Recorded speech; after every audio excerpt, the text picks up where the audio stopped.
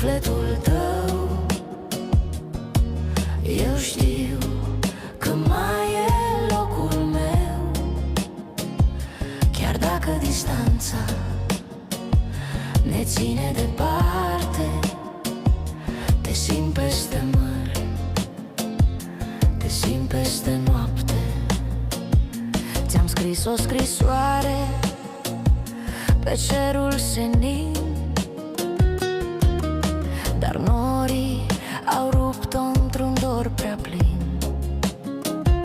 Și totuși o simt cum ajunge la tine prin pașii de gând.